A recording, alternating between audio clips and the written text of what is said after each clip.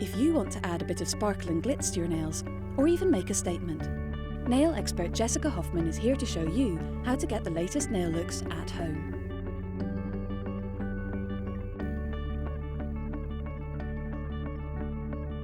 The first look I'm going to do is a reverse French or a naked moon. And I'm going to use the French manicure kit nail guides. I've applied a base coat onto her nails. I used the hardest nails. I'm going to take one of these adhesive guides and I'm going to apply it upside down across the moon of her nail. And this is to cover that bit of the nail so we don't get varnish on it. And you're going to take your varnish and you're going to paint the open part of the nail. To touch up any varnish that you may have on the sides of your finger around the nail, you take a cuticle stick dipped in varnish remover and lightly swipe the sides. You're going to let that varnish dry, and when the varnish is dry, pull away the adhesive guide and you should have an exposed naked moon. If you have any leakage of the varnish that's gone underneath the guide, take a paintbrush, dip it in varnish remover to clean up any excess that you've gotten outside your design line.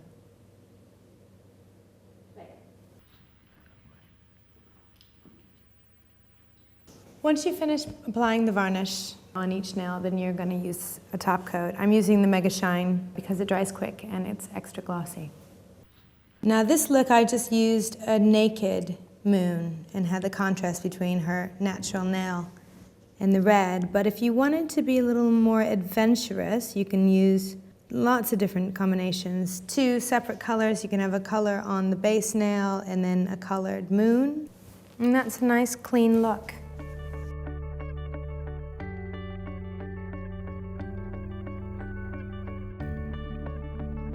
I'm going to paint the entire nail plate with 2 coats of Sally Hansen's Hardest Nails Extreme Wear Blackout. 2 coats are necessary to get a solid color. Let it dry completely 10 minutes before you start to put the white polka dots on. I'm going to use white nail varnish and I'm going to pour some out to easily use. Now what I'm going to do is take something called a dotting tool, and this is a professional tool we use in the trade for doing things like polka dots. Other than this, you could use a toothpick as well. But now I'm going to take my tool and dip into the white varnish and just place the dots where I need them. And you can do any kind of pattern or design that you want.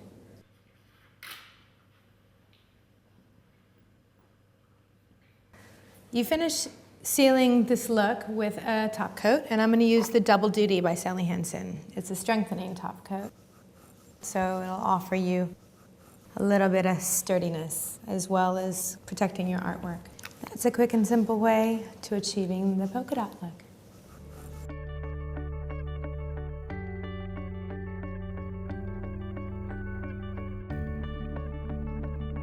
For this look, we're doing diamantes, and I'm going to use a base coat to start as the first step. I'm using the Double Duty.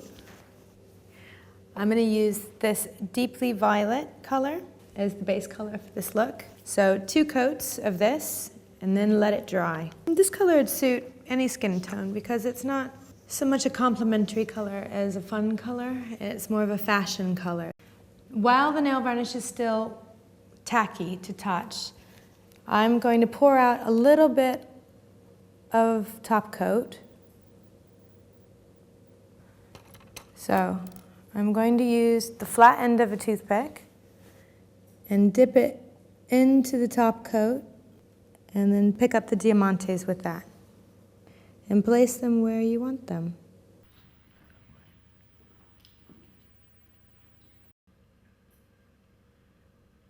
To finish your nail art, as always, you need to use a top coat. I'm using Hardest Wraps. It has a thick gel-like consistency that offers protection on 3D things such as diamantes and appliques like we use today. And that's how you do a diamante look.